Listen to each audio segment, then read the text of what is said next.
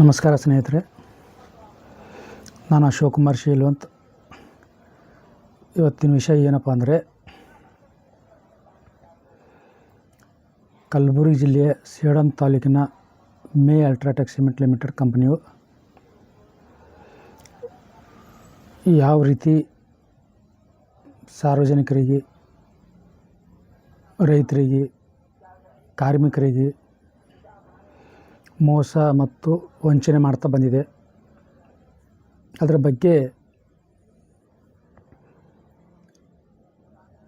ಚರ್ಚೆ ಮಾಡ್ತೀನಿ ಮತ್ತು ಕೆಲವು ಮಾಹಿತಿಗಳು ತಮ್ಮ ಹತ್ರ ಹಂಚ್ಕೊಳ್ಳೋಕ್ಕೆ ಇಷ್ಟಪಡ್ತೀನಿ.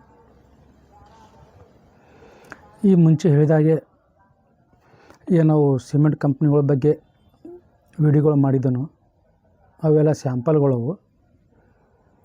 ಈ ಮೇನ್ ನಮ್ಮದು ಉದ್ದೇಶ ಅಲ್ಟ್ರಾಟೆಕ್ ಸಿಮೆಂಟ್ ಕಂಪ್ನಿದು, ರಾಶ್ರೀ ಸಿಮೆಂಟ್ ಕಂಪ್ನಿದು. ಅದ್ರ ಕುರಿತು ನಾನು ಕೆಲವು ಆರ್ ಟಿ ಐ ಹಾಕ್ತಾ ಹೋಗಿದ್ದೆ.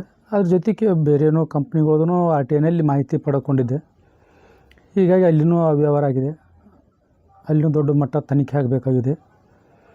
ಹೀಗಾಗಿ ಇದರ ತಯಾರಿ ಮಾಡ್ಕೋಬೇಕಾಗಿತ್ತು. ಹೀಗಾಗಿ ಚಿಕ್ಕ ಪುಟ್ಟಗಳು ವೀಡಿಯೋಗಳು ಮಾಡಿ ಹಾಕ್ತಾಯಿದ್ದೆ ನಾನು. ಶ್ರೀ ಸಿಮೆಂಟ್ ಆಗಲಿ, ಚೆಟ್ಟಿನಾಡು ಆಗಲಿ, ಸಾಗರ ಆಗಲಿ, ಕಲಬುರಗಿ ಸಿಮೆಂಟ್ ಮತ್ತು ಓರೆಂಟ್ ಕಂಪ್ನಿ ಆಗಲಿ, ಇನ್ನಿತರ ಏನು ಹೊಸ ಹೊಸ ಘಟಕಗಳು ಬರ್ತಾಯಿದ್ದಾವೆ, ಎಲ್ಲ ಇಲ್ಲೀಗಲ್ ಆಗಿವೆ. ರೈತರಿಗೆ ಮೋಸ ಮತ್ತು ವಂಚನೆ ಮಾಡಿ ಬರ್ತಾಯಿದ್ದಾವೆ. ಇವತ್ತಿನ ವಿಷಯ ಏನಪ್ಪ ಅಂದರೆ, ಅದ್ರ ಕುರಿತು ಏನು ರಾಶ್ರೀ ಸಿಮೆಂಟ್ ಕಂಪ್ನಿ ಇದೆ, ಇದು ಯಾವ ರೀತಿ ಧೋಖಾ ಮಾಡಿದೆ ಇಲ್ಲಿ ಸ್ಥಳೀಯರಿಗೆ, ಇಲ್ಲಿ ಉದ್ಯೋಗ ನೀಡಲಾರ್ದೆ, ಅಭಿವೃದ್ಧಿ ಮಾಡಲಾರ್ದೆ. ಒಂದು ಕಂಪ್ನಿ ಬರ್ತದಪ್ಪ ಅಂದರೆ ಅಲ್ಲಿ ಗ್ರಾಮಸ್ಥರು, ರೈತರು, ನಿರುದ್ಯೋಗಿ ಯುವಕರು ಸ್ವಾಗತ ಕೋರ್ತಾರೆ ಒಂದು ಕಂಪ್ನಿ ಬರಲಿ ಅಂತ. ಮತ್ತು ಸರ್ಕಾರಗಳು ಕೂಡ ಅನೇಕ ರಿಯಾಯಿತಿ, ವಿನಾಯಿತಿ, ಎಲ್ಲ ಥರ ಸವಲತ್ತು ನೀಡಿ ಕಂಪ್ನಿಗಳು ಬರಲಿ, ಬ್ಯಾಕ್ವರ್ಡ್ ಏರಿಯಾದಲ್ಲಿ ಬರಲಿ, ಕಂಪ್ನಿ ಸ್ಥಾಪನೆ ಆಗಲಿ, ಉದ್ಯೋಗ ಕೊಡಲಿ ಅಂತ ಒಂದು ಒಳ್ಳೆಯ ಉದ್ದೇಶ. ಆದರೆ ಇದರಲ್ಲಿ ಯಾವುದೂ ಉದ್ದೇಶ ಒಳ್ಳೇದು ಅನ್ನಿಸ್ತಾ ಇಲ್ಲ. ಸರ್ಕಾರಗಳ ಉದ್ದೇಶ ಸರಿಯಾಗಿದೆ, ಆದರೆ ಅದು ಉದ್ದೇಶ ಈಡೇರ್ತಾ ಇಲ್ಲ. ಕೆಲವು ಮಾತ್ರ ಸಿಮೆಂಟುಗಳು ಇರಬೇಕಾಗಿತ್ತು ಈ ಭಾಗದಲ್ಲಿ. ಸಿಕ್ಕಾಪಟ್ಟೆ ಸರ್ಕಾರಗಳು ಪರ್ಮಿಷನ್ ಕೊಡ್ತಾಯಿದ್ದಾರೆ. ನಾನು ಇದ್ರ ಬಗ್ಗೆ 15 ವರ್ಷದಿಂದ ನಾನು ಹೋರಾಟ ಮಾಡ್ತಾಯಿದ್ದೀನಿ. ಇದರ ಬಗ್ಗೆ ಯಾವ ಸರ್ಕಾರಗಳಾಗಲಿ ಅಥವಾ ಅಧಿಕಾರಿಗಳಾಗಲಿ ಅಥವಾ ಜನಪ್ರತಿನಿಧಿಗಳಾಗಲಿ ಯಾರೂ ಕ್ರಮ ಕೈಗೊಳ್ತಾ ಇಲ್ಲ. ಇದರಲ್ಲಿ ಅವ್ರ ಹಿತಾಸಕ್ತಿ ಅಡಗಿದೆ. ಸಚಿವರುಗಳಲ್ಲಿ, ಶಾಸಕರುಗಳಲ್ಲಿ, ಮಾಜಿ ಸಚಿವರುಗಳಲ್ಲಿ, ಮಾಜಿ ಶಾಸಕರುಗಳಲ್ಲಿ, ಏನು ಕಂದಾಯ ಇಲಾಖೆ, ಕೈಗಾರಿಕಾ ಇಲಾಖೆ, ಗ್ರಾಮೀಣಾಭಿವೃದ್ಧಿ ಮತ್ತು ಪಂಚಾಯತ್ ರಾಜ್ ಇಲಾಖೆ, ಉದ್ಯೋಗ ಮಿತ್ರ, ಡಿಸ್ಟ್ರಿಕ್ಟ್ ಇಂಡಸ್ಟ್ರಿ ಮತ್ತು ಕಾರ್ಖಾನೆ ಮತ್ತು ಬಯಲರ್ ಇಲಾಖೆ, ಈ ರೀತಿ ಹಲವು ಇಲಾಖೆಗಳು ಕಂಪ್ನಿ ಏಜೆಂಟು ಮತ್ತು ದಲಾಲರ ಥರ ಬಿಹೇವ್ ಮಾಡ್ತಿದ್ದಾರೆ. ಇದ್ರ ಬಗ್ಗೆ ಸವಿಸ್ತರವಾಗಿ ಇನ್ನು ಮುಂದೆ ಅವೆಲ್ಲ ಇವಾಗೆಲ್ಲ ರೆಡಿಯಾಗಿದೆ. ರಾಶ್ರೀ ಸಿಮೆಂಟ್ ಕಂಪ್ನಿದು ಮೇನ್ ಉದ್ದೇಶ, ಯಾಕೆ ಕಂಪ್ನಿ ಒಡೆದಾಕಬೇಕಪ್ಪ, ಒಂದು ಕಂಪ್ನಿ ಬರ್ತದೆ, ಇಂಥ ದೊಡ್ಡ ಪ್ರಮಾಣದಲ್ಲಿ ಕಂಪ್ನಿ ಸ್ಥಾಪನೆ ಆಗಿದೆ, ಯಾಕೆ ಒಡೆದಾಕಬೇಕು ಕಂಪ್ನಿಯು 1980ರಿಂದ ಇಲ್ಲಿವರೆಗೆ ಏನು 4 ಘಟಕಗಳಾಗಿವೆ. ಈಗ ಮತ್ತು 5ನೇ ಘಟಕ 2024ರಲ್ಲಿ ಪಬ್ಲಿಕ್ ಹಿಯರಿಂಗ್ ಕಂಡಕ್ಟ್ ಮಾಡಿದ್ದಾರೆ. ಕಾಯ್ದೆ ಕಾನೂನುಗಳು ಯಾವುದೇ ಪಾಲನೆ ಮಾಡ್ತಾಯಿಲ್ಲ, ಬರೀ ಉಲ್ಲಂಘನೆ ಮಾಡ್ತಾಯಿದ್ದಾರೆ. ನಾನು 15 ವರ್ಷದಿಂದ ನಾನು ಉಲ್ಲಂಘನೆ ಮಾಡ್ತಾಯಿದ್ದಾರೆ ಅಂತ ಬರಿತಾ ಇದ್ದೀನಿ. ಆದರೂ ಸರ್ಕಾರಗಳ ಕಡೆ ಗಮನ ಕೊಟ್ಟಿಲ್ಲ, ಎಚ್ಚೆತ್ತುಕೊಂಡಿಲ್ಲ. ಸಾಕಷ್ಟು ಕಂಪ್ನಿ ಮೇಲೆ ಕ್ರಮ ಕೈಗೊಂಡ್ರೆ ಸಾಕಷ್ಟು ದಂಡ ವಸೂಲಿ ಮಾಡಬಹುದು ಮತ್ತು ಅನೇಕ ಕಾಯ್ದೆ ಕಾನೂನುಗಳು ಉಲ್ಲಂಘನೆ ಮಾಡಿರೋದ್ರಿಂದ ಕಂಪ್ನಿಗಳ ಮೇಲೆ ಕ್ರಮ ಕೈಗೊಳ್ಳಬೇಕು. ಆದರೆ ಇಲ್ಲಿ ಯಾರೂ ಅಧಿಕಾರಿಗಳಾಗಲಿ, ಜನಪ್ರತಿನಿಧಿಗಳಾಗಲಿ, ಸರ್ಕಾರಗಳಾಗಲಿ ಯಾವುದೂ ಕ್ರಮ ಕೈಗೊಳ್ತಾ ಇಲ್ಲ.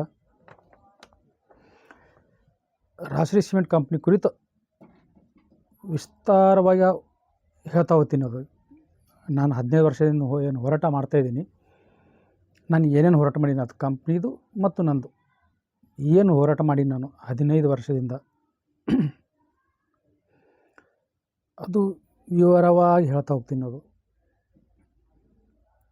ಅದಕ್ಕಿಂತ ಮುಂಚೆ ಈ ವಿಡಿಯೋ ಪ್ರಸ್ತಾವನೆ ಅಂತ ತಿಳ್ಕೊಬೋದು. ಇದು ಒಂದು ಅಥವಾ 2 ವಿಡಿಯೋದಲ್ಲಿ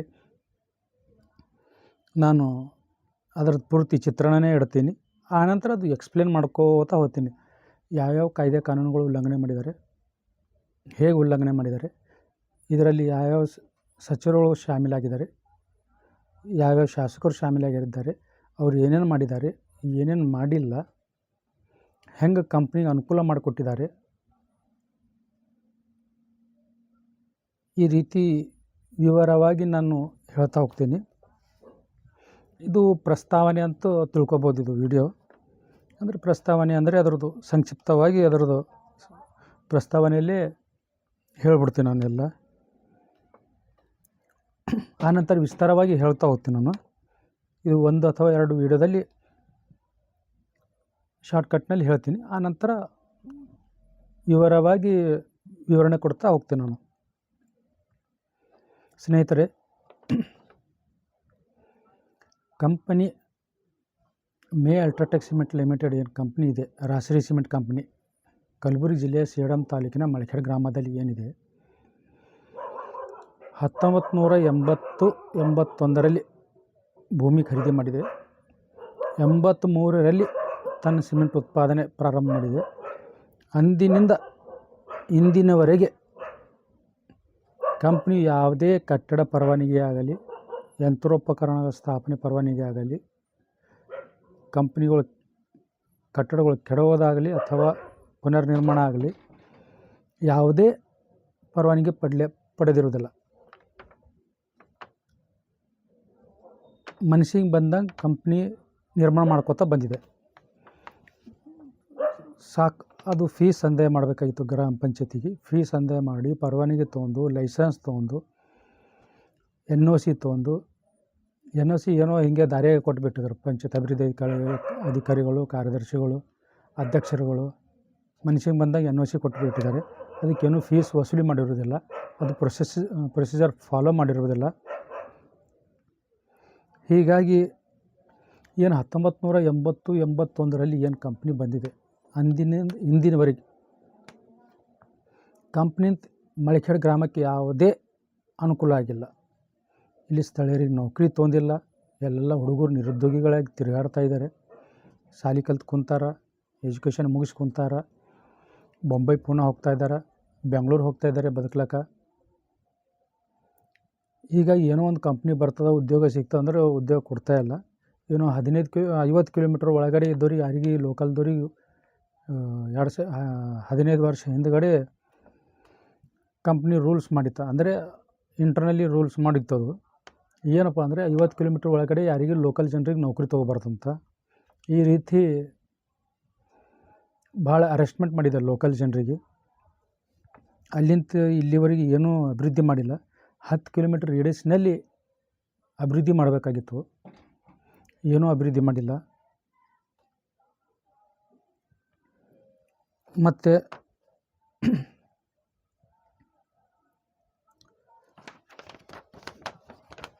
ಏನು ಪ್ರಾರಂಭದಲ್ಲಿ ಏನು ಸಿಮೆಂಟ್ ಘಟಕ ಸ್ಥಾಪನೆ ಮಾಡಿದೆ ಕಂಪನಿ, ಆ ಕಂಪನಿ ಕರ್ನಾಟಕ ಗ್ರಾಮ ಸ್ವರಾಜ್ ಮತ್ತು ಪಂಚಾಯತ್ ರಾಜ್ ಅಧಿನಿಯಮ 1993 ಮತ್ತು ಕರ್ನಾಟಕ ಭೂ ಕಂದಾಯ ಕಾಯ್ದೆ 1964, ಕರ್ನಾಟಕ ಭೂ ಸುಧಾರಣೆ ಕಾಯ್ದೆ 1961, ಕರ್ನಾಟಕ ನಗರ ಮತ್ತು ಗ್ರಾಮಾಂತರ ಯೋಜನೆ ಕಾಯ್ದೆ 1961, ಇನ್ನಿತರ ಕಾಯ್ದೆಗಳು ಉಲ್ಲಂಘನೆ ಮಾಡಿವೆ. ಹೇಗಪ್ಪ ಅಂದರೆ KDB ಆ್ಯಕ್ಟ್ ಕೂಡ ವೈಲೇಷನ್ ಮಾಡಿದೆ. ಕಂಪನಿ 1981 ಏನು ಸ್ಥಾಪನೆ ಮಾಡಿದೆ, KIDB ಮುಖಾಂತರ 1187 ಎಕರೆ ಜಮೀನು ಖರೀದಿ ಮಾಡಿದೆ. ಅವಾಗೇ ರೈತರಿಗೆ ಏನು ಉದ್ಯೋಗ ಕೊಟ್ಟಿತ್ತು. ಆನಂತರ ಉದ್ಯೋಗ ನೀಡಿರೋದಿಲ್ಲ. ಉದ್ಯೋಗ ಬದಲಾಗಿ ದುಡ್ಡು ನೀಡಿದ್ದಾರೆ. ಪ್ರತಿ ಎಕರೆ 2 ಲಕ್ಷ ಅಂತ. 1 ಎಕರೆ ಇದ್ದವ್ರು 2 ಲಕ್ಷ ಸಿಗ್ತವೆ. 5 ಎಕರೆ ಇದ್ದವ್ರಿಗೆ ಅವ್ರು 10 ಲಕ್ಷ ಸಿಗ್ತವೆ. ಆದರೆ ಇಲ್ಲಿ ಮತ್ತು ಸಣ್ಣ ರೈತರಿಗೆ ಮೋಸ ಮಾಡ್ದಂಗೆ ಐತೆ. ಇಲ್ಲಿ ಹೆಚ್ಚಿಗೆ ಭೂಮಿ ಇದ್ರೆ ಅವ್ನಿಗೆ ಹೆಚ್ಚಿಗೆ ದುಡ್ಡು ಸಿಗ್ತದೆ, ಕಡಿಮೆ ಭೂಮಿ ಇದ್ರೆ ಕಡಿಮೆ ದುಡ್ಡು ಸಿಗ್ತದೆ. ಹೀಗಾಗಿ ಉದ್ಯೋಗ ಬದಲಾಗಿ ದುಡ್ಡು ಕೊಡ್ತಾ ಬಂದಿದ್ದಾರೆ ಅವರು. ಇವರೇನು 1980-81 ಏನು KIDB ಮುಖಾಂತರ ಜಮೀನು ಖರೀದಿ ಮಾಡಿದರು, ಅವಾಗ ಮಾತ್ರ ಉದ್ಯೋಗ ನೀಡಿದ್ದಾರೆ. ಆನಂತರ ಉದ್ಯೋಗ ನೀಡಿರೋದಿಲ್ಲ. ಕೆಲವ್ರಿಗೆ ಮಾತ್ರ ಅವರು ಸಚಿವರು, ಶಾಸಕರು ರಿಕಮೆಂಡ್ ಏನು ಹೋಗ್ಯಾರ, ಹೆಚ್ಚಿಗೆ ಭೂಮಿ ಇದ್ದದ ಅಂಥವ್ರಿಗೆ ಕಾಂಟ್ಯಾಕ್ಟ್ ಕೊಟ್ಟರು, ಅಂಥವ್ರಿಗೆ ಉದ್ಯೋಗ ಕೊಟ್ಟರು. ಕೆಲವರಿಗೆ ಬೆರಳೆಣಿಕೆ ಜನರಿಗೆ ಮಾತ್ರ ಉದ್ಯೋಗ ಕೊಟ್ಟರು. ಅವರೆಲ್ಲ MLA ಹಿಂದು, ಶಾಸಕರು ಹಿಂದು, ಸಚಿವರುಗಳು ಹಿಂದು ತಿರುಗಾಡ್ತಾರೆ ಅವರು. ಇನ್ನು ಉಳಿದವ್ರಂತೂ ರೈತರಿಗಂತೂ ಮೋಸ ಮತ್ತು ವಂಚನೆ ಮಾಡಿರ. ಈ ರೀತಿ ರೈತರಿಗೆ ಮೋಸ ಮಾಡಿದ್ರು. ಅವರಿಗಾಗಲಿ ಅವ್ರ ಆನಂತರ ಸಾಕಷ್ಟು ಬಾರಿ ಕಂಪ್ನಿ ಭೂಮಿ ಖರೀದಿ ಮಾಡಿದೆ. ಟೋಟಲ್ ಇವತ್ತಿನ ಸ್ಥಿತಿಯಲ್ಲಿ 3200 ಎಕರೆ 3300 ಎಕರೆ ಜಮೀನು ಹೊಂದಿದೆ ರಾಜಶ್ರೀ ಸಿಮೆಂಟ್ ಕಂಪ್ನಿ. ಅವಶ್ಯಕತೆಗಿಂತ ಅಧಿಕ ಭೂಮಿ ಹೊಂದಿದೆ. ಅದು ಏನು 1187 ಎಕರೆ ಏನು ಜಮೀನಿದೆ, ಅದರಲ್ಲೇ ಗಣಿಗಾರಿಕೆ ಮಾಡ್ತಿದೆ, ಅದರಲ್ಲೇ ಪ್ಲಾಂಟ್ ಆಗಿದೆ, ಅದರಲ್ಲೇ ಎಲ್ಲ ಆಗಿದೆ. ಆನಂತರ 2010-11 ಏನು 1000 ಎಕರೆ ಖರೀದಿ ಮಾಡಿದ್ದಾರೆ, ಅದರಲ್ಲಿ 200 ಎಕರೆಯಲ್ಲಿ ಪ್ಲಾಂಟ್ ಸ್ಥಾಪನೆ ಮಾಡಿದ್ದಾರೆ. ಇನ್ನು ಉಳಿದಿದ್ದು ಪಡ ಹಾಕಿದ್ದಾರೆ, ಯಾವುದೂ ಯೂಸ್ ಮಾಡ್ಕೋತಾ ಇಲ್ಲ. ಅಂದರೆ ಏನು ಗಣಿಗಾರಿಕೆಗೆ ಅಂತೇನು ಭೂಮಿ ಖರೀದಿ ಮಾಡಿದ್ದಾರೆ, ಅದು 1187 ಎಕರೆ ಜಮೀನಿನಲ್ಲಿ ಇನ್ನು ಗಣಿಗಾರಿಕೆ ಮಾಡ್ತಾಯಿದ್ದಾರೆ. ಸುಣ್ಣದ ಕಲ್ಲು ಗಣಿಗಾರಿಕೆ ಇವೆಲ್ಲ ಏನಿಲ್ಲ ಅಂದರೂ ಇನ್ನು 3000 ಎಕರೆ 2500 ಎಕರೆ ಪಡ ಬಿದ್ದಿದೆ, ಬೀಳು ಬಿದ್ದಿದೆ. ಅದು ಯೂಸ್ ಮಾಡ್ಕೋತಾ ಇಲ್ಲ. ಆ ಭೂಮಿ ರೈತರು ವಾಪಸ್ ಕೊಡಬೇಕು. ಮತ್ತು ಕಂಪನಿ ಇವೆಲ್ಲ ಕಾಯ್ದೆ ಕಾನೂನುಗಳನ್ನು ಉಲ್ಲಂಘನೆ ಮಾಡಿರೋದ್ರಿಂದ ಒಡೆದಾಕಬೇಕು. ಆ ರೈತರಿಗೆ ಮತ್ತು ವಾಪಸ್ ಕೊಡಬೇಕು. ಅದೇ ನಮ್ಮ ಮೇನ್ ಉದ್ದೇಶ. ಯಾಕಪ್ಪ ಅಂದರೆ ರೈತರು ಭೂಮಿ ಕಳ್ಕೊಂಡು ಬೀದಿ ಪಾಲಾಗಿದ್ದಾರೆ. ರೈತರು ಮತ್ತು ರೈತರ ಜಮೀನಿಗೆ ಅಲ್ಲಿ ರೈತರು ಮಾತ್ರ ಹಾಳಾಗಿಲ್ಲ, ರೈತರು ಭೂಮಿ ಮಾತ್ರ ಹಾಳಾಗಿಲ್ಲ. ರೈತರಿಗೆ ಮತ್ತು ರೈತರ ಜಮೀನಿಗೆ ನಂಬಿರುವಂಥ ಕೃಷಿ ಕಾರ್ಮಿಕರು, ಕೂಲಿ ಕಾರ್ಮಿಕರು ಮತ್ತು ಸಣ್ಣ ಕೈಗಾರಿಕೆಗಳಂಥ ಸಣ್ಣ ಗುಡಿ ಕೈಗಾರಿಕೆಗಳಂಥ ಕಂಬಾರಿಕೆ, ಕುಂಬಾರಿಕೆ, ಬಡಿಗಾರಿಕೆ ಇವೆಲ್ಲ ನಾಶ ಆಗಿ ಹೋಗ್ಲತ್ತವ. ಅವರೆಲ್ಲರೂ ಬೀದಿ ಬಂದುಬಿಟ್ಟಿದ್ದಾರೆ.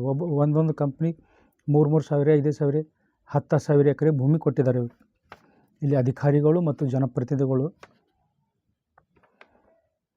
ಹೀಗಾಗಿ ಈ ಕಂಪ್ನಿಯ ಅವಶ್ಯಕತೆ ಇಲ್ಲ. ಇಲ್ಲಿ ಸ್ಥಳೀಯರಿಗೆ ಉದ್ಯೋಗ ನೀಡ್ತಾ ಇಲ್ಲ. ಮತ್ತು CSR ಅಂತ ಇಕ್ಕೊಂಡು ಕಾರ್ಪೊರೇಟ್ ಸೋಷಿಯಲ್ ರೆಸ್ಪಾನ್ಸಿಬಿಲಿಟಿ ಅಂತ ಇಕ್ಕೊಂಡು, ಅದು ಕಂಪನಿ ಕಾಯ್ದೆಯ ಪ್ರಕಾರ ಅದು 2012ರಲ್ಲಿ CSR ಆ್ಯಕ್ಟು 2012ರಲ್ಲಿ ಜಾರಿ ಬಂದಿದೆ. ಅಲ್ಲಿಂದ ಇಲ್ಲಿವರೆಗೆ ಏನೋ ಮಳಖೇಡ್ ಪಂಚಾಯತಿಯಲ್ಲಿ ಮಳಖೇಡ್ ಗ್ರಾಮ, ಹೂಡ ಬಿ ಗ್ರಾಮ ಅಂದರೆ ಭೀಮನಗರ ಮತ್ತು ನೃಪತುಂಗ ನಗರ ಅಲ್ಲಿ ಒನ್ ಟೈಮ್ 4ನೇ ಸಿಮೆಂಟ್ ಘಟಕ ಪಬ್ಲಿಕ್ ಹಿಯರಿಂಗ್ ದಿವಸ R. ವಿಶಾಲ್ ಅವರು ನಿರ್ಣಯ ಕೈಗೊಂಡಿರ್ತಾರೆ. ಒನ್ ಟೈಮ್ 30 ಲಕ್ಷ ಕಾಮಗಾರಿ ಮಾಡಬೇಕಂತ.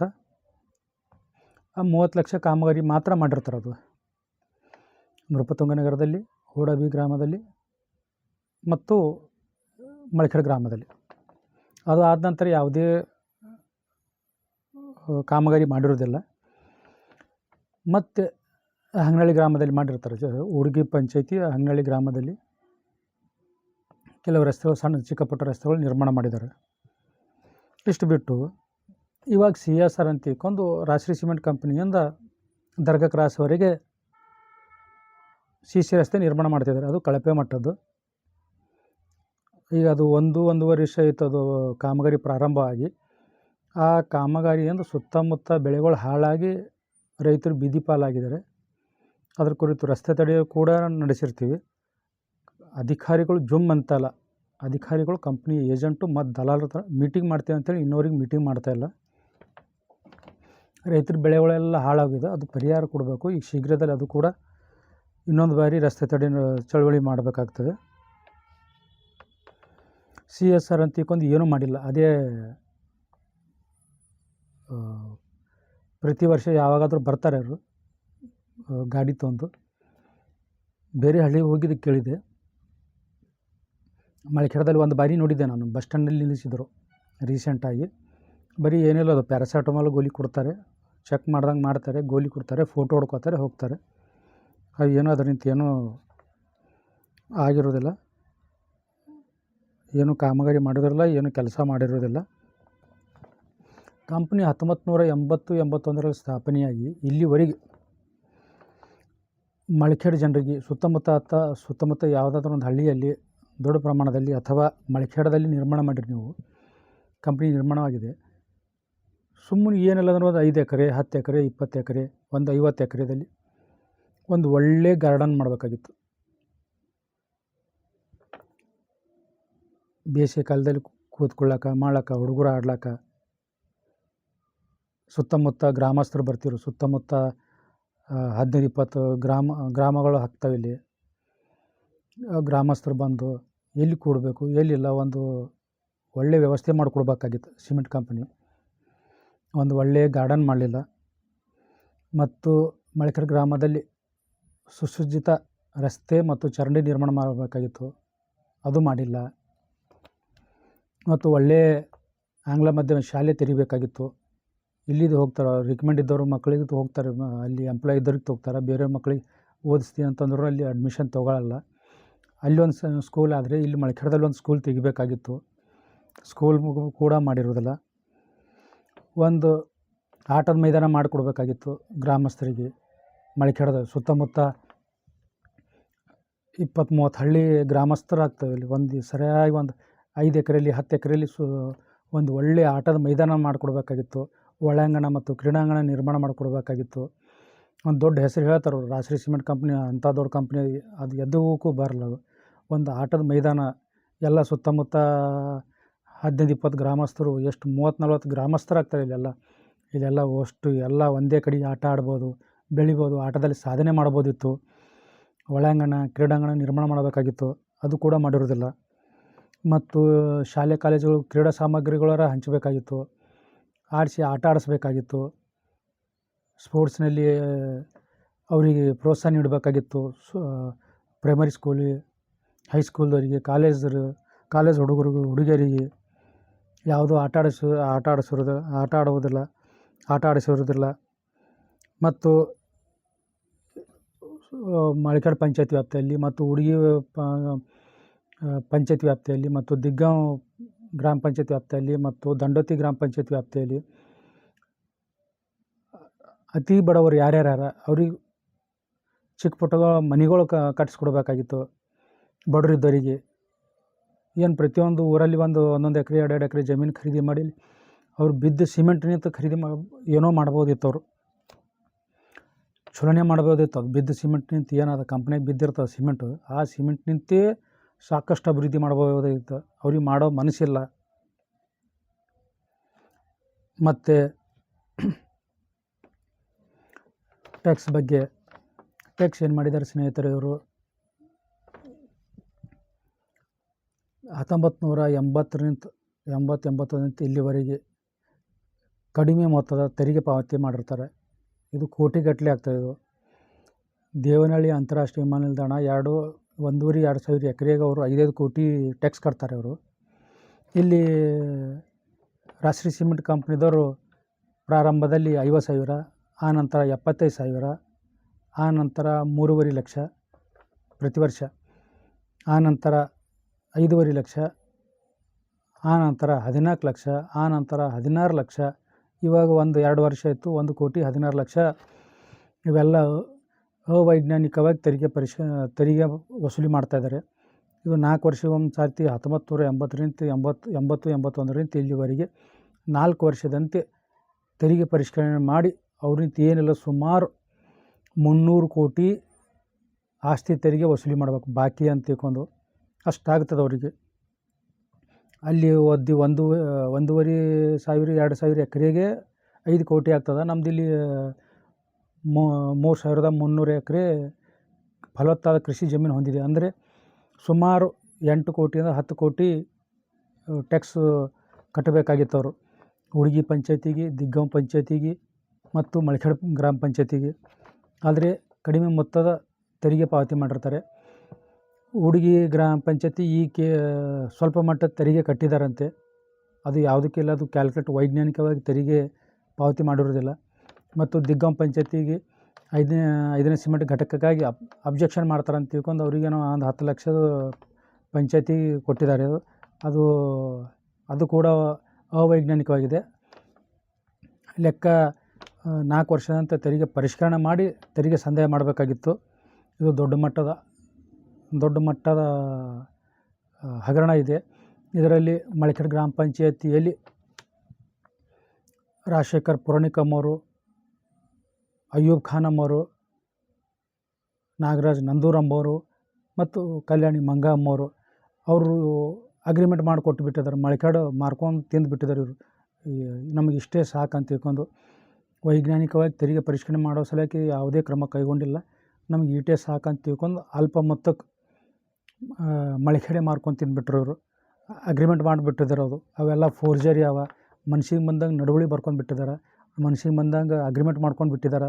ಇವೆಲ್ಲ ತನಿಖೆ ಆಗಬೇಕು ಅಂತ ತಿಳ್ಕೊಂಡು ನಾನು 15 ವರ್ಷದಿಂದ ಹೋರಾಟ ಮಾಡ್ತಾಯಿದ್ದೀನಿ. ಯಾವ ಅಧಿಕಾರಿ ಈ ಕಡೆ ಗಮನ ಕೊಡ್ತಾ ಇಲ್ಲ. ಅಧಿಕಾರಿಗಳಿಗೆ ಬಾಕಿ 300 ಕೋಟಿ ಅಧಿಕಾರಿಗಳಿಗೆ ಮತ್ತು ಜನಪ್ರತಿನಿಧಿಗಳಿಗೆ 300 ಕೋಟಿ ಬಾಕಿ ಮತ್ತು ವಾರ್ಷಿಕ 10 ಕೋಟಿ ಇವ್ರಿಗೆ ಬೇಕಾಗಿಲ್ಲ. ಇವರಿಗೆ ಕುಂತಿದ್ದಾರೆ, ಯಾವುದೂ ಕ್ರಮ ಕೈಗೊಳ್ತಾ ಇಲ್ಲ. ಎಲ್ಲ ಫೋರ್ಜರಿ, ಎಲ್ಲ ನಡವಳಿಗಳು ಫೋರ್ಜರಿ ಮಾಡಿದ್ದಾರೆ, ಪ್ರೊಸೀಡಿಂಗ್ಗಳು ಫೋರ್ಜರಿ ಮಾಡಿದ್ದಾರೆ ಮತ್ತು ಅಗ್ರಿಮೆಂಟ್ಗಳು ಕೂಡ ಫೋರ್ಜರಿ ಮಾಡಿದ್ದಾರೆ. ಆ ನಂತರ ಕೊನೆಯದಾಗಿ ಪರಿಸರ ಬಗ್ಗೆ ಏನಪ್ಪ ಅಂತಂದರೆ, ಅದು ಪರಿಸರ ಕುರಿತು 15 ವರ್ಷದಿಂದ ನಾನು ದೂರು ಸಲ್ಲಿಸ್ತಾ ಬಂದಿದ್ದೀನಿ. ಇಲ್ಲೆಲ್ಲ ಅವಶ್ಯಕತೆಗಿಂತ ಅಧಿಕ ಸಿಮೆಂಟ್ ಕಂಪ್ನಿಗಳು ಬರ್ತಾಯಿದ್ದಾವೆ ಮತ್ತು ಈ ರಾಷ್ಟ್ರೀಯ ಸಿಮೆಂಟ್ ಕಂಪ್ನಿ ಅನೇಕ ರಾಸಾಯನಿಕಯುಕ್ತ ಮಲಿನ ನೀರು ಬಿಡ್ತಾಯಿದೆ ಮತ್ತು ಡಸ್ಟ್ ಬಿಡ್ತಾಯಿದೆ. ಸರಿಯಾದ ಪ್ರಮಾಣದಲ್ಲಿ ESP ಬ್ಯಾಗ್ ವಾಶ್ ಬಳಕೆ ಮಾಡ್ಕೊಳ್ತಾ ಇಲ್ಲ. ರಾತ್ರಿ ಆದ ಕೂಡಲೇ ದಟ್ಟವಾದ ಕಪ್ಪು ಹೋಗಿ ಬಿಡ್ತಾರೆ ಇವರು ಅಂತ ತಿಳ್ಕೊಂಡು 15 ವರ್ಷ ಹಿಡಿದು ನಾನು ದೂರು ಸಲ್ಲಿಸ್ತಾ ಬಂದಿದ್ದೀನಿ. ಆದರೂ ಕೂಡ ಪರಿಸರ ಬಗ್ಗೆ ಅವ್ರಿಗೆ ಕಾಳಜಿ ಇಲ್ಲ. ಜನರು ಸತ್ರು ಸಾಯಿಲ್ಲ ಅಂತ ತಿಳ್ಕೊತಾ ಇದ್ದಾರೆ ಕಂಪ್ನಿದವರು. ಮತ್ತು ನಾಲೆಗಳಿಗೆ ಅಲ್ಲಿಂದ 2-3 ನಾಲೆಗಳು ಹರಿತಾವೆ ಕಂಪ್ನಿನಂತೂ. ಆ ಮಳೆಗಾಲದಲ್ಲಿ ಅವ್ರದ್ದೆಲ್ಲ ಕಲ್ಮಶ, ಅವ್ರದ್ದೆಲ್ಲ ಮಲಿನ ಆದಂಥ ರಾಸಾಯನಿಕಯುಕ್ತ ತ್ಯಾಜ್ಯ ನಾಲೆಗೆ ಬಿಟ್ಟುಬಿಡ್ತಾರೆ. ಅವೆಲ್ಲ ನಾಲೆ ಹೋಗಿ ಇಲ್ಲಿ ಕಾಗಿಣೆ ನದಿಗೆ ಸೇರಿಬಿಡ್ತಾವೆ. ಇಲ್ಲಿ ಮುಂದೆ ತೆಳಗಡೆ ದಂಡೋತಿ ಗ್ರಾಮಸ್ಥರು ಕುಡಿತಾರೆ ಅದರದ್ದು. ಅಲ್ಲಿ ದಂಡೋತಿ ಮರಗಳು ಎಲ್ಲ ಗ್ರಾಮಸ್ಥರು ಅದೇ ನೀರು ಕುಡಿತಾರವರು. ಮತ್ತು ಚಿತ್ತಾಪುರ ಪಟ್ಟಣ ಕೂಡ ಅದೇ ನೀರು ಹೋಗ್ತದದು. ಮತ್ತು ಕಪ್ಪನೆಯ ದಟ್ಟವಾದ ಹೊಗೆ ರಾತ್ರಿ ಮಾತ್ರ ಬಿಡ್ತಾರವರು. ಅದು ಯಾರಿಗೆ ಕಾಣಬಾರ್ದಂತ, ಗೊತ್ತಾಗಬಾರ್ದಂತ. ಅದರಿಂದ ಎಲ್ಲ ಬೆಳೆಗಳು ಎಲ್ಲ ಹಾಳಾಗಿ ಹೋಗ್ತಾವೆ. ಅದ್ರ ಬಗ್ಗೆ ತನಿಖೆ ಆಗಬೇಕು. ಸುತ್ತ 10 ಕಿಲೋಮೀಟರ್ ರೇಡಿಯಸ್ ಏನೇನಿದೆ ಅವೆಲ್ಲ ಬಂದು ಪರಿಸರ ಮಾಲಿನ್ಯ ನಿಯಂತ್ರಣ ಮಂಡಳಿದವ್ರು ಪರಿಸರನೇ ಅವರೇ ಹಾಳು ಮಾಡ್ತಾಯಿದ್ದಾರೆ. ಕಂಪ್ನಿ ಹಾಳು ಮಾಡ್ತಾಯಿಲ್ಲ, ಪರಿಸರ ಮಾಲಿನ್ಯ ನಿಯಂತ್ರಣ ಮಂಡಳಿದವರೇ ಹಾಳು ಮಾಡ್ತಾಯಿದ್ದಾರೆ. ಎಲ್ಲ ಇಲ್ಲಿಂದ ಕಲಬುರಗಿಯ ಪರಿಸರ ಅಧಿಕಾರಿಗಳು ಹಿಡಿದು ಬೆಂಗಳೂರು ಸದಸ್ಯರ ಕಾರ್ಯದರ್ಶಿಗಳವರೆಗೆ ನಾನು ದೂರು ಸಲ್ಲಿಸ್ತಾ ಬಂದಿದ್ದೀನಿ. ಇವ್ರು ಹೀಗೆ ದೂರು ಸಲ್ಲಿಸ್ತಾ ಅಂತ 15 ವರ್ಷದಿಂದ ನಾನು ದೂರು ಸಲ್ಲಿಸ್ತಾ ಇದ್ದೀನಿ. ನೋಟಿಸ್ ಕೊಟ್ಟಂಗೆ ಮಾಡ್ತಾರೆ, ಮುಚ್ಚಾಕ್ಬಿಡ್ತಾರೆ. ನೋಟಿಸ್ ಕೊಟ್ಟಂಗೆ ಮಾಡ್ತಾರೆ, ಮುಚ್ಚಾಕ್ಬಿಡ್ತಾರೆ. ಯಾವುದೇ ಕ್ರಮ ಕೈಗೊಳ್ತಾ ಇಲ್ಲ. ಮತ್ತು ಬೆಳಗಾದ ತಕ್ಷಣ ಮನೆಯಲ್ಲಿ ಇಷ್ಟಿಷ್ಟು ಅರ್ಧ ಇಂಚು ಡಸ್ಟ್ ಬಿದ್ದಿರ್ತದೆ ಸ್ನೇಹಿತರೆ. ಸುತ್ತಮುತ್ತ ಇಲ್ಲಿ ಹೂಡ, ತಾಂಡ, ಊಡಿಗಿ ಹೀಗೆ ಪೂರ್ತಿ 4-5 ಹಳ್ಳಿಗಳಲ್ಲಿ ದಿಗ್ಗಾಂವ್ ಪೂರ್ತಿ ಡಸ್ಟ್ ಡಸ್ಟ್ ಬಿದ್ದು ಪೂರ್ತಿ ಅಡುಗೆ ಮನೆಗೆಲ್ಲ ಬಿದ್ದು ಎಲ್ಲ ಬೇಮರಿಗಳು ಹೊಂಟವ. ಇದ್ರ ಬಗ್ಗೆ ಕ್ರಮ ಕೈಗೊಳ್ಬೇಕಂತ ತಿಳ್ಕೊಂಡು ಹಲವು ಬಾರಿ ನಾನು ದೂರು ಸಲ್ಲಿಸಿದ್ದೀನಿ, ಯಾವುದೂ ಕ್ರಮ ಕೈಗೊಂಡಿಲ್ಲ. ಈ ರೀತಿ ಕಂಪ್ನಿ ಮೋಸ ವಂಚನೆ ಮಾಡ್ತಾ ಬಂದಿದೆ. ಅಧಿಕಾರಿಗಳನ್ನು ಮತ್ತು ಜನಪ್ರತಿನಿಧಿಗಳು ತನ್ನ ಇಟ್ಟುಕೊಂಡಿದೆ. ತಾ ಹೇಳ್ದಂಗೆ ಕೇಳಬೇಕಂತ ತಿಳ್ಕೊಂಡು ಎಲ್ಲ ಅಧಿಕಾರಿಗಳಲ್ಲಿ ಜನಪ್ರತಿನಿಧಿಗಳಲ್ಲಿ ಒಂದೇ ಒಂದು ರಾಷ್ಟ್ರೀಯ ಸಿಮೆಂಟ್ ಕಂಪ್ನಿ ಕುರಿತು ಬಾಯಿ ಬಿಚ್ಚಲ್ಲ, ತುಟಿ ಬಿಚ್ಚಲ್ಲ. ಈ ರೀತಿ ಅನ್ಯಾಯ ಮಾಡ್ತಾಯಿದೆ ಅಂತ ತಿಳ್ಕೊಂಡು ಇದ್ರ ಬಗ್ಗೆ ದೊಡ್ಡ ಹೋರಾಟ ಇದೆ. ಮತ್ತು ರೈತರಿಗೆ ಕೂಡ ಅವ್ರಿಗೆ ತಕ್ಕ ಪರಿಹಾರ ನೀಡಿರುವುದಿಲ್ಲ, ಉದ್ಯೋಗ ನೀಡಿರುವುದಿಲ್ಲ. ಉದ್ಯೋಗ ಬದಲಾಗಿ ಹಣ ಅಂತ ತಿಳ್ಕೊಂಡು ಅವ್ರಿಗೆ ದುಡ್ಡು ಕೊಟ್ಟರು ಸಹಿ ತೊಗೊಂಡಿರ್ತಾರೆ.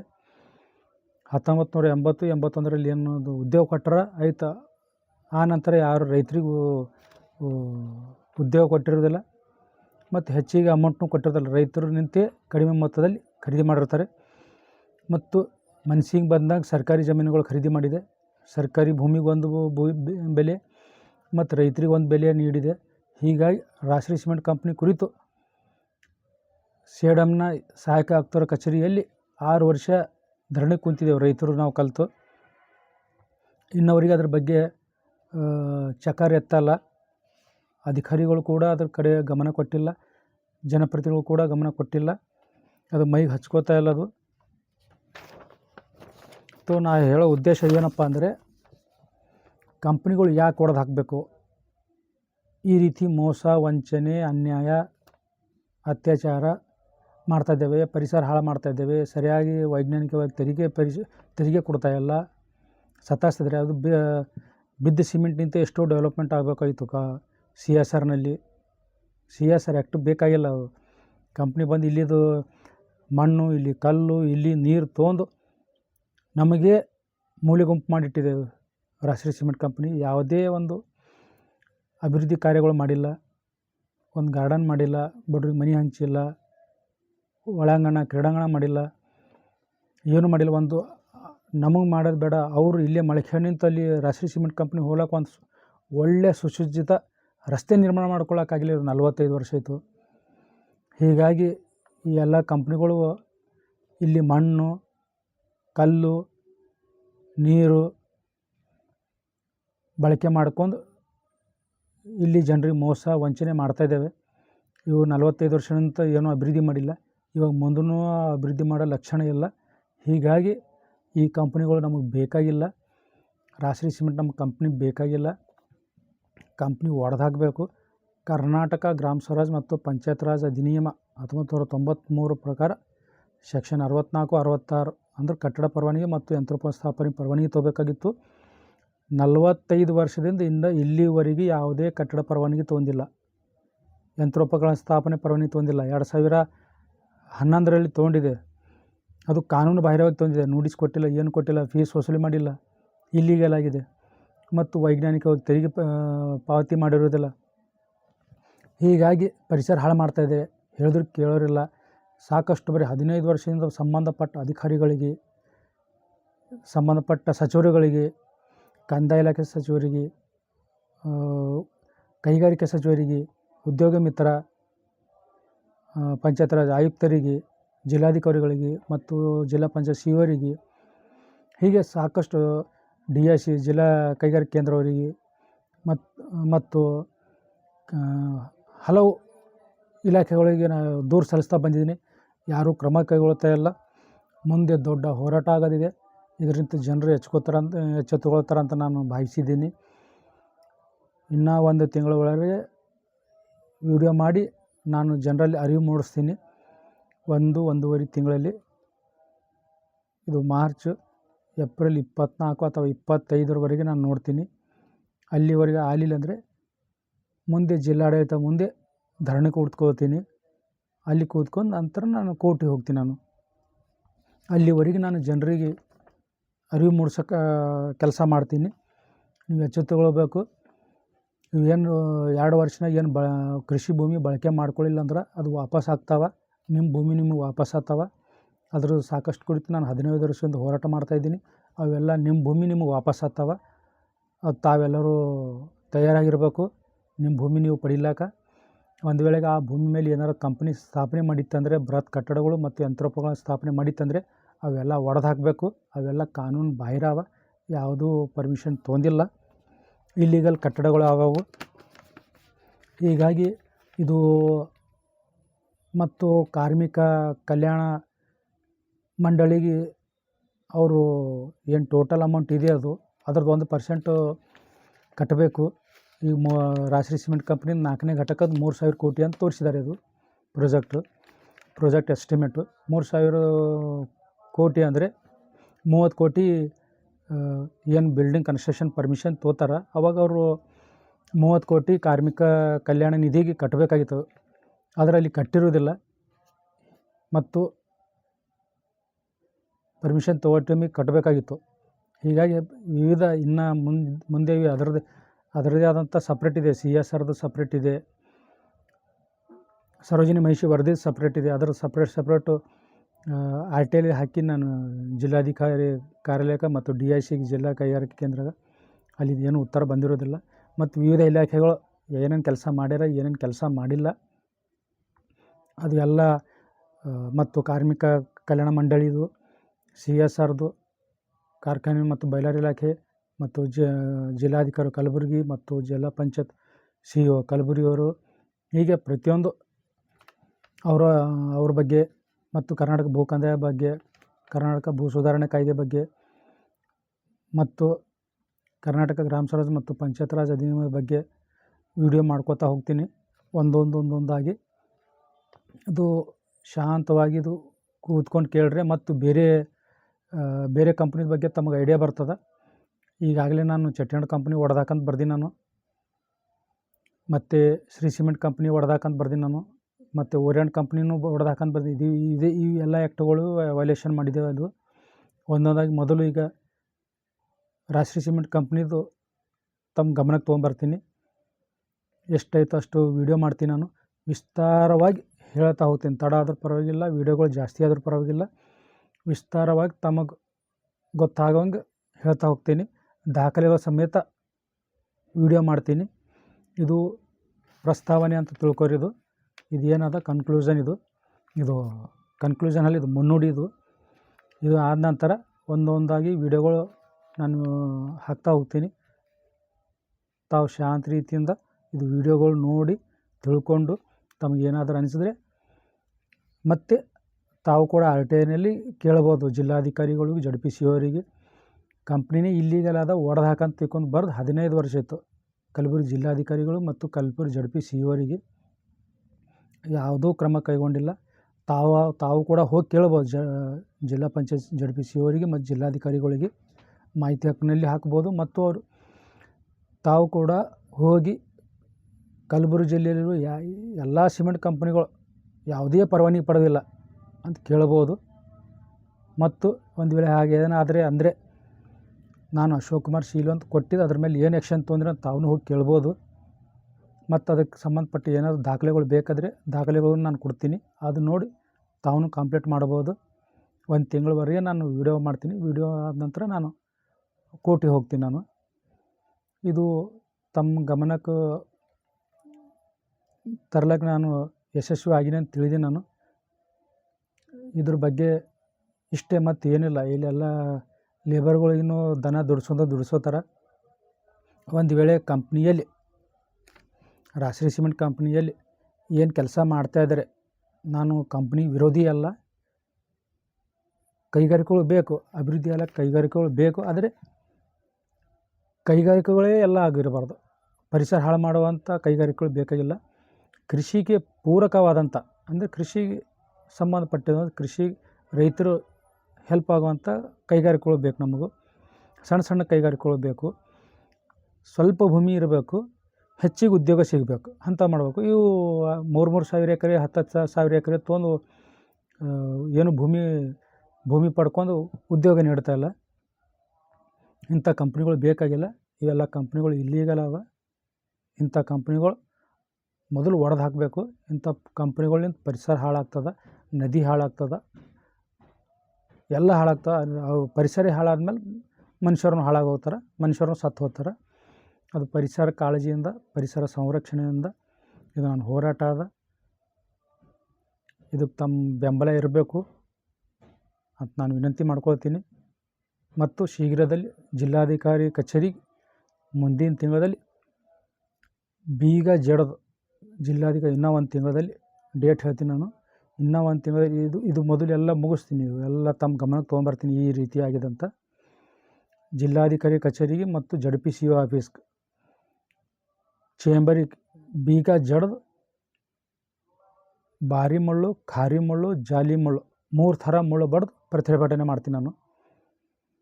ಶೀಘ್ರದಲ್ಲಿ ಅದು ದಿನಾಂಕ ನಾನು ಘೋಷಿಸ್ತೀನಿ. ಇದು ಮುಂಚೆ ಇವೆಲ್ಲ ನಾನು ಏನೇನು ಮಾಡಿದ್ದೀನಿ ನಾನು ವಿಡಿಯೋ ಮುಖಾಂತರ ತಮ್ಮ ಗಮನಕ್ಕೆ ತೊಗೊಂಬರ್ತೀನಿ. ಇಷ್ಟೇ, ಇದು ಮುನ್ನುಡಿ ಅಂತ ತಿಳ್ಕೊರಿ. ಮುಂದೆ ನಾನು ಮತ್ತೆ ನಾಳೆಯಿಂದ ಒಂದು ಅಥವಾ ಮುಂಜಾನೆ ಒಂದು ಸಂಜೆ ಅಥವಾ ಒಂದು ದಿನಕ್ಕೆ ಒಂದು ಆದರೂ ನಾನು ರಾಜಶ್ರೀ ಸಿಮೆಂಟ್ ಕಂಪ್ನಿ ಕುರಿತು ಹೇಳ್ತಾ ಹೋಗ್ತೀನಿ. ಏನೇನು ತಪ್ಪು ಮಾಡಿದೆ, ಯಾಕೆ ಹೊಡಿಬೇಕು, ಒಂದು ವೇಳೆ ಕಾರ್ಮಿಕರಿಗೆ ಅಲ್ಲಿ ಸಿಮೆಂಟ್ ವೇಜ್ ಬೋರ್ಡ್ ಪ್ರಕಾರ ಏನು ರಾಜಶ್ರೀ ಸಿಮೆಂಟ್ ಕಂಪ್ನಿದಲ್ಲಿ ಏನು ಕೆಲಸ ಮಾಡ್ತಾಯಿದ್ದಾರೆ ಅಥವಾ ಇನ್ನಿತರ ಯಾವ ಸಿಮೆಂಟ್ ಕಂಪ್ನಿಗಳು ಕೆಲಸ ಮಾಡ್ತಾಯಿದ್ದಾರೆ, ಏನು ಮಾಡ್ತಾಯಿದ್ದಾರೆ, ಅಲ್ಲಿ ಕಾರ್ಮಿಕರಿಗೆ ಸಿಮೆಂಟ್ ವೇಜ್ ಬೋರ್ಡ್ ಪ್ರಕಾರ ಅವ್ರಿಗೆ ಸಂಬಳ ಕೊಟ್ಟರೆ, ಸಿಮೆಂಟ್ ವೇಜ್ ಬೋರ್ಡ್ ಪ್ರಕಾರ ಅವ್ರಿಗೆ ಸಂಬಳ ಕೊಟ್ಟರೆ ನಮ್ಮದೇನೂ ಅಭ್ಯಂತರ ಇರೋದಿಲ್ಲ. ಮತ್ತು ಪರಿಸರಕ್ಕೆ ಏನೂ ಧಕ್ಕೆ ಆಗಿರಬಾರ್ದು. ಮತ್ತು ಈಗೇನು ಸಿಮೆಂಟ್ ಕಂಪ್ನಿ ಇದಕ್ಕಿಂತ ಹೆಚ್ಚಿಗೆ ಯಾವ ಸಿಮೆಂಟ್ ಕಂಪ್ನಿ ಸ್ಥಾಪನೆ ಮಾಡಬಾರ್ದು ಅಂದ್ರೆ ಮಾತ್ರ ಓಕೆ. ಇಲ್ಲಾಂದರೆ ಯಾವುದು ಇವ್ರು ನಮ್ಮ ಮಾತಂತ ಕೇಳಲ್ಲ. ಸರ್ಕಾರ ಮಾತು, ಬಂಡವಾಳಶಾಹಿಗಳು ಸರ್ಕಾರ ಮಾತೇ ಕೇಳಲ್ಲ. ಇನ್ನು ರೈತರ ಮಾತು, ಸಾರ್ವಜನಿಕರ ಮಾತಂತ ಕೇಳೋದು ವಿಷಯ. ಇದೆಲ್ಲ ಯಾಕೆ ಒಡೆದು ಹಾಕ್ಬೇಕಂದ್ರೆ ಇವು ನಮ್ಮ ಮಾತು ಕೇಳೋದಕ್ಕೆ ಇವೆಲ್ಲ ಒಡೆದು ಹಾಕಂತಂದಿದ್ದಕ್ಕೆ.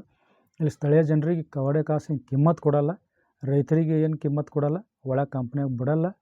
ಒಂದು ಸರ್ತಿ ಭೂಮಿ ಕಳ್ಕೊಂಡ್ರೆ ಮುಗೀತು, ಭೂಮಿ ಯಾರೂ ಕೊಡ್ಲಕ್ಕೆ ಹೋಗಬೇಡ್ರಿ. ಅಷ್ಟೇ ನನ್ನ ವಿನಂತಿ. ಈ ಕಂಪ್ನಿ ಒಡೆದು ಹಾಕಪ್ಪ ಅಂದರೆ ಯಾಕೆ ಒಡೆದು ಹಾಕ್ಬೇಕಂದ್ರೆ ಇವೆಲ್ಲ ಕಾರಣಗಳವ. ಈ ಕಂಪ್ನಿಗಳು ಬಂಡವಾಳಶಾಹಿಗಳು ಯಾರು ಮಾತು ಕೇಳಲ್ಲ. ಬರೀ ತಾವು ಬರೀ ಹಣ ಗಳಿಕೆದ ಹಪಾಪಿ ಇದೆ ಅವರು. ಬರೀ ನಮ್ಮ ಭೂಮಿ ನಮ್ಮದೇ ಭೂಮಿಯಲ್ಲಿ ಸಾಲ ಮಾಡಿ, ಸರ್ಕಾರದಿಂದ ಸಾಲ ಮಾಡಿ ಕಂಪ್ನಿ ಸ್ಥಾಪನೆ ಮಾಡಿ ನೂರಾರು ಕೋಟಿ, ಸಾವಿರಾರು ಕೋಟಿ ಗಳಿಸ್ತದೆ. ಇಲ್ಲಿ ಜನರಿಗೆ ಮೂಲೆ ಗುಂಪು ಮಾಡಿದ. ಹೀಗಾಗಿ ಈ ಕಂಪ್ನಿಗಳ ಅವಶ್ಯಕತೆ ಇಲ್ಲ. ಮೊದಲನೇ ರಾಜಶ್ರೀ ಸಿಮೆಂಟ್ ಕಂಪ್ನಿದೇ ಅವಶ್ಯಕತೆ ಇಲ್ಲ. ಈ ಕಂಪ್ನಿ ಒಡೆದು ಹಾಕಬೇಕು. ಒಡೆದು ಹಾಕ್ಲಿಕ್ಕೆ ಕಾರಣಗಳಂತೂ ಇವ ಇಷ್ಟ. ರಾಜಶ್ರೀ ಸಿಮೆಂಟ್ ಕಂಪ್ನಿ ಯಾಕೆ ಒಡೆದು ಹಾಕ್ಬೇಕಂದ್ರೆ ಇನ್ನು ಮುಂದೆ ದಾಖಲೆಗಳ ಸಮೇತ ನಾನು ಹೇಳ್ತಾ ಹೋಗ್ತೀನಿ. ನಾಳೆಯಿಂದ ಇಷ್ಟೇ, ರಾಜಶ್ರೀ ಸಿಮೆಂಟ್ ಕಂಪ್ನಿ ಒಡೆದು ಹಾಕಬೇಕು. ಮತ್ತು ಕೂಡಲೇ ಅಧಿಕಾರಿಗಳು, ಒಂದು ವೇಳೆ ಅವರ ಅಧಿಕಾರಿಗಳು ಗಮನಕ್ಕೆ ಬಂದರೆ, ಜಿಲ್ಲಾಧಿಕಾರಿಗಳು ಮತ್ತು ZPCO ಅವರ ಗಮನಕ್ಕೆ ಬಂದರೆ ಕೂಡ ಕ್ರಮ ಕೈಗೊಳ್ಳಬೇಕು. ಇಲ್ಲಾಂದರೆ ಒಂದು ತಿಂಗಳದಾಗ ತಮಗೂ ಇಲ್ಲಿ ದಾಟಿಸ್ಬೇಕಾಗ್ತದೆ. ತಾವು ಏನು ಕಷ್ಟಪಟ್ಟು ಓದಿರ್ತೀವಿ, ಏನು ಬಂದಿರ್ತೀರಿ, ತಮ್ಮ ಮಾನ ಮರ್ಯಾದೆ ಕಳ್ಕೊಂಡು ಹೋಗ್ಬೇಕಾಗ್ತದೆ. ಒಂದು ಕೂಡಲೇ ಕಂಪ್ನಿ ಮೇಲೆ ಆ್ಯಕ್ಷನ್ ತೋರಿ, ಇಲ್ಲಾಂದರೆ ಈ ರೀತಿ ದಾಖಲೆಗಳು ಬಿಡ್ಕೋತ ಹೋಗ್ತೀನಿ ನಾನು. ಲಾಸ್ಟಿಗೆ ತಾವು ಕೇಳಿಲ್ಲ ಅಂದ್ರೆ ಅಲ್ಲೇ ನಿಮ್ಮ ಆಫೀಸ್ಗೆ ಬಂದು ಚಾವಿ ಹಾಕಿಬಿಡ್ತೀನಿ.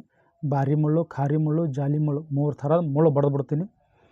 ನೀವು ಇದ್ದು ಇಲ್ದಂಗೆ ನೀವು ಕೆಲಸ ಎಲ್ಲ ಮಾಡಿದ್ರು ಮಾಡ್ಲಾರ್ದಂಗೆ ತಾವು ಏನಾದರೂ IAS ಪಾಸ್ ಮಾಡಿ, ನಿಜವಾಗಿಯೂ IAS ಪಾಸ್ ಮಾಡಿ ಬೋಲ್ಡ್ ಸ್ಟೆಪ್ ತೊಗೋತೀರಪ್ಪ ಅಂದ್ರೆ ಇಂಥ ಬಂಡವಾಳಶಾಹಿಗಳ ಮೇಲೆ ಕಂಪ್ಲೇಂಟ್ ಕೊಟ್ಟು ನಾವು ಅಥವಾ ಆ್ಯಕ್ಷನ್ ತೊಗೊಂಡು ಧೈರ್ಯ ಮಾಡಿರಿ. ಇಲ್ಲಾಂದ್ರೆ ಇಲ್ಲಿದ್ದು ಹೋಗ್ಬಿಡ್ರಿ. ನೀವು ಕೆಲಸ ಮಾಡ್ಲಿಕ್ಕೆ ಲಾಯಕ್ಕಿಲ್ಲ. 2.5 ವರ್ಷದಿಂದ ತಮಗೆ 2 ವರ್ಷ 3 ವರ್ಷದಿಂದ ತಮಗೆ ದೂರ ಸಲ್ಲಿಸ್ತಾ ಬಂದಿದ್ದೀನಿ.